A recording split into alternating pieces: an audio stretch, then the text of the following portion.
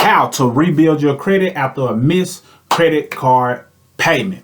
What up, you got Mr. Smith, point five of Mr. and Mrs. Smith, and in this brief video, I want to talk about how to rebuild your credit after a missed credit card payment, because many people find themselves in that situation, and maybe you have if you're watching this video. Now, first and foremost, what I want you to understand is if it hasn't been over a certain time frame, it may not even be nothing to fret about. Go ahead and knock it out as soon as possible. And what I mean is this: a lot of times the credit companies have a due date, but they usually have a grace period as well, meaning that even though it may have been due on March the 15th, the grace period may extend it for 15 days so that if you pay it off before March 30th, it's still viewed as paid on time. Now, don't make that a habit, because of course you can get caught off guard, and if you can automate some of the payments, then by all means do so, because it positions you to be least likely to miss a payment as long as all the information is up to date, things of that nature.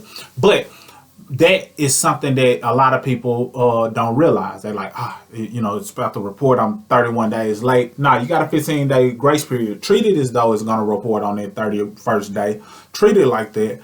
However, many times they have a grace period. So that's first and foremost. Now, I will say this: when a late payment does hit your credit report, it can drop pretty significantly. It depends on the scenario and how much it can drop. But I've seen things that indicate that a person's score can drop anywhere from 10 points to 100 points off of a missed payment. So payment history is important. Get in the habit of paying all bills on time, even outside of loans, credit cards, student loans, mortgages.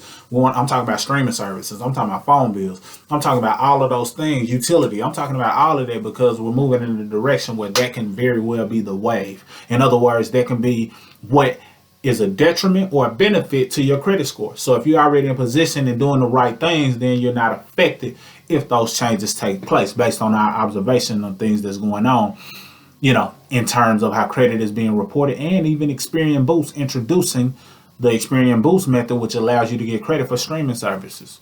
So just a note to make. Now, how do you rebuild if you do actually have a late payment that hits your report? First of all, if you know that the payment is about to be late outside of that window, see if you can pick up that phone and call them. That's one of the quickest things you can do to avoid it from hitting your report altogether, because it's a lot easier to prevent it than it is to fix it. So if you can get into a proactive state, like, hey, this is the scenario, going through a tough time. Is it possible that you can give me a later due date, or extend the grace period?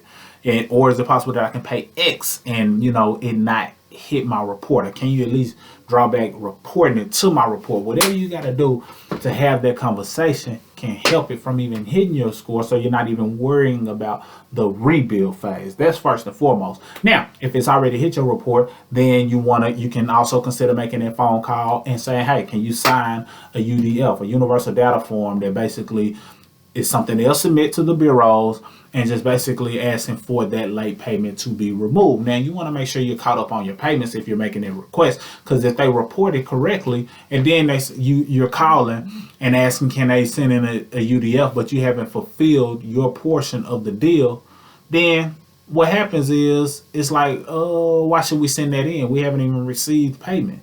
So it's less likely that they're going to send that in. So make sure you get things taken care of. And it's not guaranteed that they're going to remove it if you ask their request. But just say, hey, it's a late payment, they hit my report. I think it may have been an error, because I actually did. It is all paid up with a zero balance. If you would, go ahead and send in a UDF and get that late payment removed. Just something for you to consider. Also, in addition to that, or separately from that, you can dispute it with the credit bureaus, getting them to verify that late payment is accurate. What that means is they have to contact the creditor, and the creditor has to show whether that late payment was accurate. In many cases, it's enough time, or you have time on your side, to where when you send that letter, a lot of times they're not going through the full process or the full investigation to contact the bureaus to contact the creditor, for the creditor to then let them know, hey, this is how it was verified. A lot of times they're not going through that. So it's a chance that you can get some late payments removed that way. And, just understanding that going forward, you want to make sure all things are paid on time, because it is detrimental, and you want to build up as much positive recent history, especially in your most recent 2 years, as possible. Because if you build up solid payment history for your most recent 2 years, now you can erase some of the bad decisions or the late payments that you may have had previously, because late payments affect your payment history directly. And even if it's a credit card, it affects your payment history, which is 35% of your score. Of course, you want to know to keep the credit utilization low, meaning that if you have a credit card, a separate scoring perk to credit cards is that it also benefits your credit utilization, or it also hurts your credit utilization, which is 165 points, 30% of your score. So you want to keep that credit utilization less than 10%. Under 10%, single digits. Some people saying between 4 and 7%, pay it off in full, whatever the case may be, but keep it under 10% is our recommendation. You do that, you're on track to rebuilding and building and maintaining a solid credit score. That's our word. We're sticking to it. If you want access to the free credit class as well as a crash course, click the available link below. Grab both the credit class as well as our 5-day credit challenge crash course. I'm not sure what it's going to be listed as once you click the link and get access to it, but it's free. Grab it. Take advantage, apply what it is you learn, because knowledge is not power, it's the applied knowledge that's the power. So that being said, that's how you rebuild, build, or maintain your credit score even after a late payment on a credit card. Mr. Smith, signing out. Salute.